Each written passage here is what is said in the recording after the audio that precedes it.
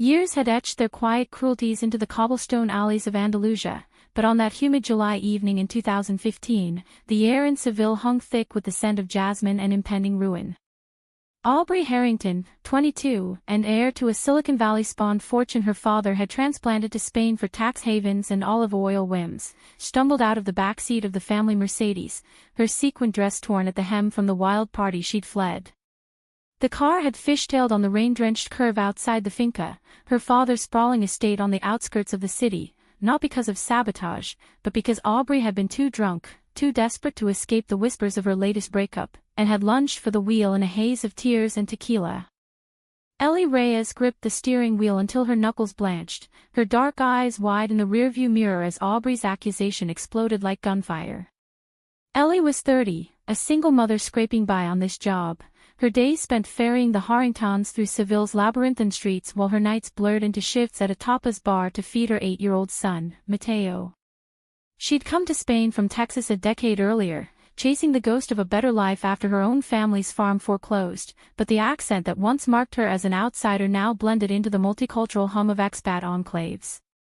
"Miss Aubrey, poor favor, that's not," Ellie started, her voice steady but laced with the soft drawl of the American Southwest, but the words died as the Harrington patriarch, Victor, barreled out of the house, his face a thundercloud. "What the hell happened?"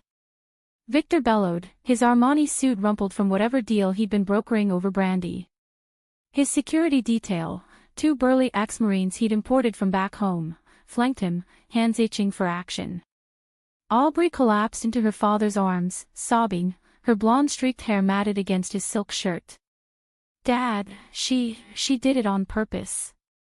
Ellie tried to run us off the road. I think she hates us. Hates me." The lie spilled out unbidden, born from the shame twisting in Aubrey's gut like barbed wire. It was easier to paint Ellie as the villain, the help, the outsider, than admit her own recklessness, the way she'd shattered another fragile connection in her string of failed romances with women who saw through her polished facade to the scared girl beneath. Victor didn't hesitate. By dawn, Ellie was in handcuffs, the local militia treating the Harrington name like gospel in a country where American money flowed like the Guadalquivir. The headlines in the expat papers screamed, "Drunk driver targets billionaire," and Ellie's protests, frantic calls to her public defender, tear-streaked pleas that the skid marks proved it was a swerve to avoid a pothole, drowned in the roar of Victor's lawyers. Aubrey watched from the veranda of the finca, nursing a hangover and a hollow victory, as Ellie's battered pickup truck was towed away, Mateo's drawings fluttering from the dashboard like surrendered flags. "She'll be fine," Aubrey muttered to herself, but the words tasted like ash.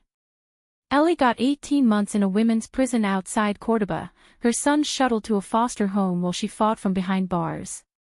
Aubrey buried the guilt under layers of privilege, yacht parties in Marbella, flings with models in Madrid, and a therapy bill that could fund a small nation. Time, that indifferent sculptor, carved a decade from their lives with the precision of a flamenco dancer's heel. By 2025, Aubrey was 32, a shadow of her glittering youth, running the European arm of Harrington Tech from a sleek office in Seville's Triana district. The accusations that once thrilled her with false power now haunted her dreams, manifesting as phantom brakes screeching in the night. She'd come out fully after college, parades in San Francisco, rainbows on her Instagram, but love eluded her like smoke, each relationship curdling into distrust. Victor, ever the empire builder, had softened in his 60s, his hair silvered like the olive branches outside the finca, but the empire's cracks showed, lawsuits from laid-off coders, whispers of embezzlement. Aubrey's role was to polish the tarnish, but lately, she found herself volunteering at a women's shelter in the Barrio Santa Cruz, drawn to the stories of resilience that mirrored the one she'd stolen from Ellie. Ellie, released after serving her time and clawing through probation, had rebuilt in fragments. At 40, she was a mechanic now, her hands calloused from engines rather than steering wheels, running a small garage on the edge of Seville where American expats brought their overpriced SUVs for tune-ups.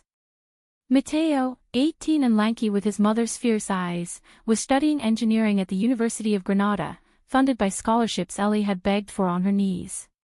She'd sworn off the Harringtons, off the glittering lie of wealth that had cost her everything, channeling her fire into community rideshares for single moms, her truck now a lifeline instead of a cage. But the scar ran deep. Trust, once freely given, was a luxury she couldn't afford, especially not with women. A few tentative dates in her 30s had fizzled into friendships, the walls she'd built too high for vulnerability. Their paths crossed again on a sweltering August afternoon, the kind where the siesta feels like surrender. Aubrey's Tesla, irony's cruel joke, had sputtered to a halt on a back road near Rhonda, the rugged cliffs of the Serrania de Rhonda framing the sky like a jagged crown. Sweat beaded on her forehead as she popped the hood, her silk blouse sticking to her skin, when a familiar truck rumbled up, dust swirling in its wake. Ellie stepped out, toolbox in hand, her short hair tousled by the wind, faded jeans hugging her athletic frame. For a beat, the world held its breath. Aubrey's heart slammed against her ribs, recognition hitting like a rogue wave. "You," Ellie said, her voice a low rumble, not accusatory but weighted with the gravity of unfinished sentences. Aubrey straightened, her green eyes locking onto Ellie's brown ones, and in that gaze, a decade of unspoken truths ignited. I need help," Aubrey stammered, the words tasting like confession. Ellie paused, wiping grease from her hands on a rag, her expression unreadable, a mask honed in prison yards and courtrooms. "Everyone does, eventually," she replied, sliding under the hood without another word. As she worked, the silence stretched taut, broken only by the distant bleat of goats and the hum of cicadas. Aubrey hovered, desperate to speak, but the apology lodged in her throat like a stone. When Ellie diagnosed a fried alternator, fancy cars got a cheap heart, and quoted a fair price, Aubrey nodded, pulling out her card. Their fingers brushed in the exchange, a spark that had nothing to do with static electricity. That night, Aubrey couldn't sleep. The finca's marble floors echoed her pacing, Victor's snores drifting from down the hall like a judgment. She Googled Ellie Reyes on a whim, old news clippings, a LinkedIn profile touting resilient auto tech specialist, and found a photo of her and Mateo at his graduation, smiles bright against the Alhambra's glow. Tears pricked Aubrey's eyes. This was the justice she'd denied, the life she'd nearly erased. By morning, she'd drafted an email to her father's lawyers, anonymous for now, suggesting a review of the 2015 case files. But doubt crept in. What if reopening wounds only salted them? Ellie, meanwhile, stared at the ceiling of her one-bedroom apartment above the garage, the fan whirring lazily overhead. Aubrey Harrington, older, softer around the edges, but still carrying that air of untouchable grace, had stirred something dormant, a flicker of curiosity laced with wariness. "Don't be stupid," she muttered to the shadows, but the memory of those green eyes lingered, pulling at threads she'd long ago knotted shut. Weeks blurred into a tentative rhythm. Aubrey's car became a regular at Ellie's garage, excuses thin as the summer air, oil changes, tire rotations, anything to linger in the oil-scented space where classic rock murmured from a transistor radio. Conversation started haltingly, weather, the best churros in town, then deepened, like roots seeking water. Aubrey shared snippets of her world, boardroom battles, the loneliness of penthouse views. "It's like being on a pedestal you didn't ask for," she admitted one afternoon, perched on a stool while Ellie torqued a bolt.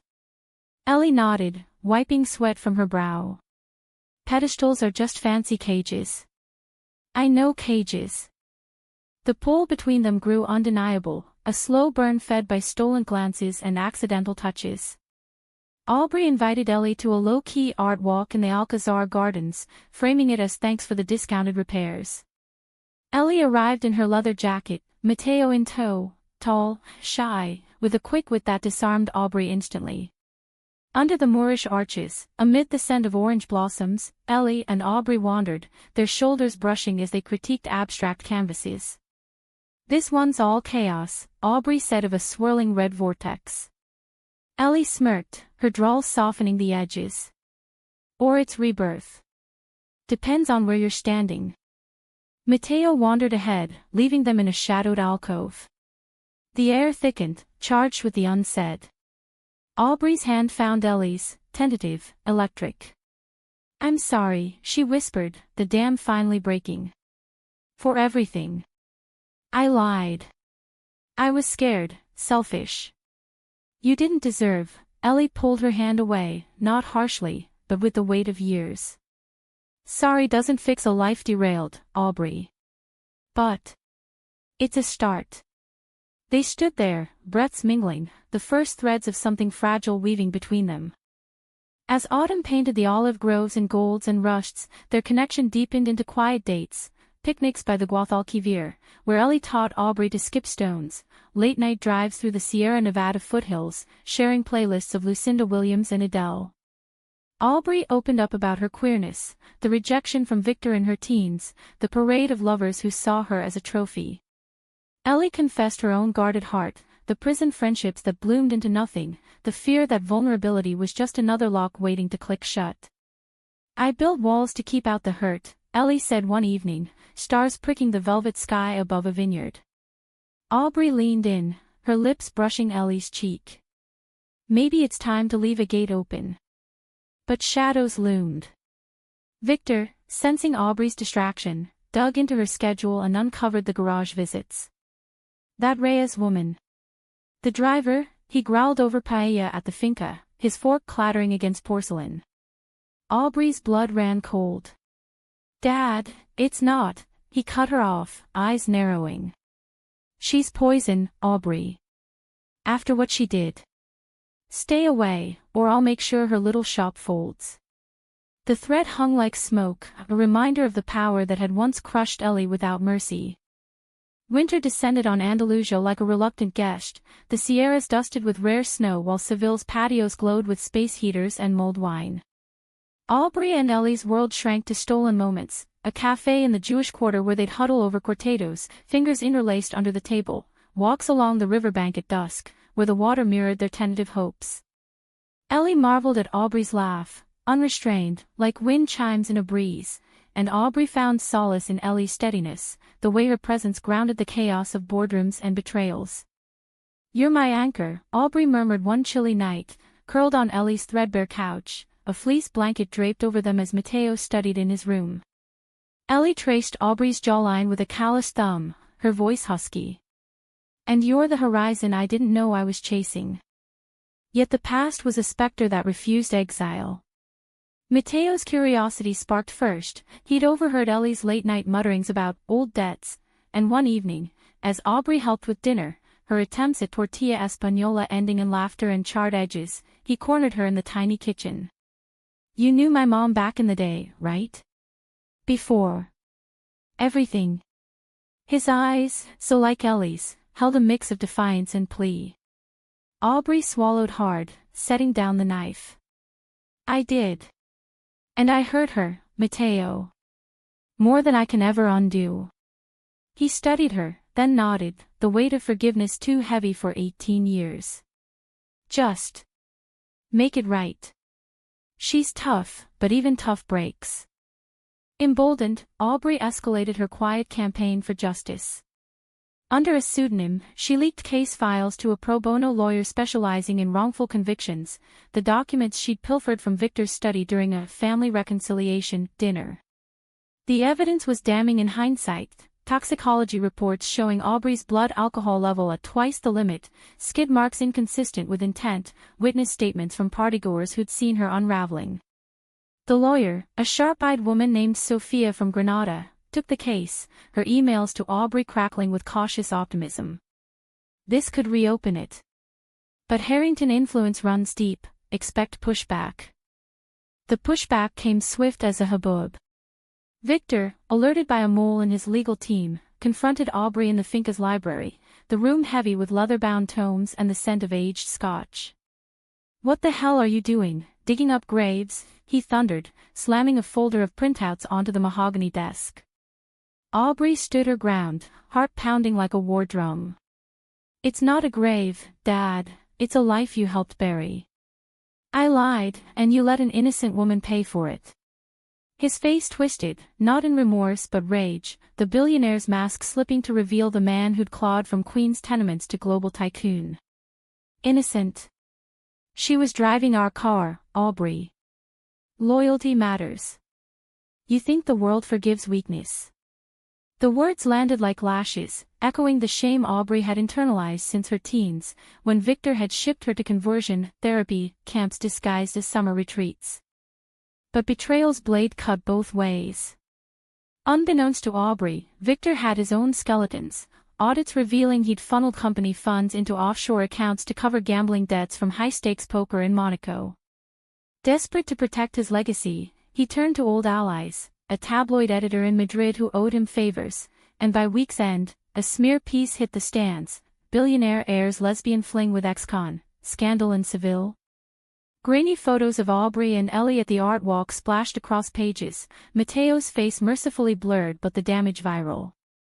Ellie's phone exploded with calls, clients canceling, neighbors whispering, old prison grudges resurfacing like weeds after rain. Ellie confronted Aubrey at the garage that night, the bay doors rattling in the wind, fluorescent lights casting harsh shadows on her face. "Is this your idea of making amends? Dragging me back into the headlines?" Her voice trembled, not with anger but hurt, raw as an open wound. Aubrey arrived breathless, rain plastering her hair, tears mingling with droplets. "No, God, no. It's him. My father. I never." Ellie laughed bitterly, tossing a wrench into her toolbox with a clang. "Your world, Aubrey. The one you run back to when it suits you. I can't do this. Not with the eyes on us, not with Matteo getting those looks at school." She turned away, shoulders rigid, but Aubrey caught her wrist, pulling her close. "Then fight with me. For us. I love you, Ellie. That's not a headline, it's real." The admission hung there, seismic, shifting the ground beneath them. Ellie's resolve cracked, her free hand cupping Aubrey's face as their lips met, fierce, forgiving, a promise forged in storm. They tumbled into the office, the door clicking shut, but passion yielded to tenderness, whispered vows against collarbones, bodies entwined in quiet exploration, the world outside fading to irrelevance. It wasn't lust, but reclamation, a mending of fractures long ignored. Spring unfurled in defiant bloom, azahar perfuming the air as their bond solidified. Aubrey moved a duffel bag to Ellie's apartment, ignoring Victor's ultimatums delivered via curt texts. Together, they navigated the media circus, joint interviews with Sophia the lawyer, where Ellie's calm recounting of that rainy night stripped the lies bare. Public opinion, fickle as Andalusian weather, swung toward sympathy, petitions circulated online, expat forums buzzing with justice for Reyes. Matteo, thawing to Aubrey's presence, even joined them for family dinners, his engineering sketches now adorning the fridge alongside Ellie's faded prison ID. But climax brewed in the courts of Córdoba, where the retrial convened under a relentless June sun. The courtroom, a relic of Moorish arches and wooden benches, thrummed with tension as witnesses took the stand. Aubrey testified first, her voice steady despite the sweat beading under her collar. "I was the one who grabbed the wheel. Ellie saved us, saved me, from my own stupidity." Gasps rippled through the gallery, Victor's glare from the back row a laser of betrayal. Ellie's turn came next, her drawl carrying like a hymn, "I took the fall because I needed the job, for my boy. But no one's life should be a bargaining chip." The judge, a stern woman with silver-streaked hair, called a recess as deliberations loomed. Outside, in the courtyard's shade, Aubrey and Ellie clasped hands, the weight of possibility pressing down. "Whatever happens," Aubrey said, "we're in it now." Ellie squeezed back, her smile a quiet revolution. "Yeah. We are." Yet Victor's shadow lengthened. That night, as the women shared a bottle of Rioja on Ellie's balcony overlooking the Triana Bridge, a call shattered the peace, Sophia, voice edged with alarm. "He's bribing the judge's clerk. Evidence tampering, photos of you two, twisted to look like coercion." Aubrey's blood iced over. Betrayal, paternal and profound, coiled like a serpent. "How do we fight money with nothing?" she whispered. Ellie pulled her close, resolve hardening her features. "With truth. And each other." The trial's second day dawned stormy, thunder rumbling over the Sierra Morena like divine discontent. As the clerk took the stand, crumbling under cross-examination, Victor's scheme unraveled, wire transfers traced, accomplices flipping like dominoes. The judge declared a mistrial on grounds of corruption, ordering Ellie's full exoneration and a civil suit against the Harrington empire. Cheers erupted, but Aubrey's eyes sought Victor's as he was led away in cuffs, his empire teetering on fraud charges unearthed in the chaos. "You did this," he spat from the doorway, not to Ellie, but Aubrey, his daughter, his undoing. In the aftermath, as reporters swarmed the steps, Ellie and Aubrey slipped away to a quiet taberna, the air thick with garlic and redemption. "Justice," Ellie toasted, clinking glasses, "tastes like victory." But Aubrey's smile faltered, the cost etched in her father's fall. "Is it enough?" Ellie leaned in, her kiss a balm. "It's a beginning." Summer's zenith baked Seville into a golden haze, the Giralda spire piercing the sky like a beacon of hard-won grace. With Ellie's name cleared, headlines now crowning her a survivor, not a criminal, the women navigated the flood of offers, book deals, TED Talks, even a Lifetime movie pitch that Ellie shot down with a laugh. "I'd rather fix engines than relive it on screen." Aubrey, stripped of her Harrington title after Victor's indictment, sold her shares in the company, funneling proceeds into a foundation for wrongful conviction advocacy. The finca, once a symbol of isolation, became the nonprofit's headquarters, its olive groves a metaphor for roots reclaimed. Their life together wove deeper textures, mornings tangled in sheets, coffee brewed strong as Ellie's will, evenings with Matteo, now interning at the garage, debating quantum mechanics over homemade gazpacho. Aubrey's queerness, once a whispered rebellion, flowered openly. Aubrey and Ellie danced at Pride in the Plaza de España, rainbow flags fluttering like prayers answered. Yet scars lingered, tender as new skin. Nightmares plagued Ellie, echoes of cell doors clanging. Aubrey woke to them, holding her through the tremors, murmuring, "You're free. We're free." Conflict simmered not from without, but within, a betrayal subtler than Victor's machinations, Aubrey's unspoken fear that her privilege, even diminished, tainted their equality. It erupted one crisp October eve, during a harvest festival in the countryside. Amid bonfires and strumming guitars, as locals swirled in traditional dresses, Aubrey overheard a vendor's pitying tone, "Poor thing, slumming it after the fall." The word stung, igniting old insecurities. Later, in the truck's cab, rain pattering on the roof, Aubrey lashed out. "Do you ever wonder if this, us, is just pity? Me, the rich girl atoning, you, the noble survivor." Ellie's hands tightened on the wheel, the truck veering slightly before she pulled over. "Pity? Aubrey, I chose you. Not the money, not the guilt, the woman who sees me, all of me. If that's not enough, then maybe we're the ones who need fixing." Silence stretched, heavy as the storm clouds, until Aubrey broke it with a sob. "I'm scared. Of losing you to my messes." Ellie turned, cupping her face, thumbs brushing away tears. "Then let's make our own clean slate. No more ghosts." They kissed under the downpour, water sluicing through cracked windows, a baptism of mutual surrender. Back home, they burned old photos, Victor's smug portraits, prison Polaroids, watching flames devour the past in the garage's fire pit. Humanity's quiet victories emerged in the margins. The foundation thrived, exonerating 3 women in its first year, each story a thread in the tapestry Aubrey and Ellie wove. Matteo, inspired, pivoted his studies toward forensic engineering, vowing to build bridges over broken systems. Victor, from a stark cell in Madrid, penned letters, first defiant, then crumbling into regret. Aubrey read one aloud to Ellie by the river, "I thought I was protecting you. Forgive an old fool." Ellie folded it away. "Forgiveness isn't mine to hoard.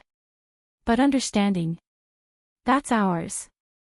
Climax crested not in courts, but in vulnerability's forge, a winter solstice gathering at the finca, survivors and allies toasting under strong lights. As snow dusted the groves, a rarity that felt like magic, Aubrey took the makeshift stage, guitar in hand, strumming a melody she'd composed. This is for the women who rise, she sang, voice raw with emotion, eyes locked on Ellie's across the crowd. The chorus swelled, from ashes we build, from lies we heal, in your hands, my truth revealed. Tears traced Ellie's cheeks. When Aubrey descended, she pulled her into an embrace that silenced the night. Marry me, Ellie whispered, not a question but a vow, a ring pilfered from her mother's heirlooms glinting in her palm. Aubrey's yes was a breath, a beginning. The wedding unfolded in spring's embrace, on a hillside overlooking Ronda's Puente Nuevo, wildflowers nodding in approval. 50 guests, expats, locals, foundation families, witnessed vows exchanged in English and Spanish, laughter mingling with the wind. Aubrey, in a flowing gown of ivory lace, promised, I'll spend my days earning your trust, one truth at a time. Ellie, sharp in a tailored suit, replied, and I'll drive us forward, no swerves, just steady miles.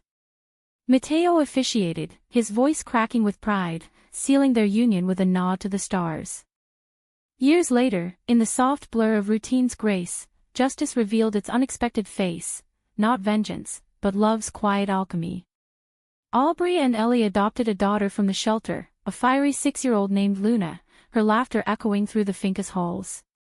Victor, paroled and humbled, visited once, awkward barbecues where he bounced Luna on his knee, redemption a slow sip rather than a gulp. Ellie forgave him, not for his sake, but to lighten her own load. Aubrey watched, heart full, the cycle broken. On anniversaries, they'd return to that back road near Ronda, parking the truck to watch sunsets bleed into night. Who knew a breakdown could build this? Aubrey mused one evening, head on Ellie's shoulder. Ellie chuckled, her arm a warm anchor. Fate's got a mechanic's touch, fixes what seems totaled. In Andalusia's timeless embrace, their story unfolded not as drama's end, but life's humane arc, flawed hearts mended, betrayals transmuted to bonds, proving that justice, in its truest form, arrives not with fanfare, but the steady beat of two lives intertwined.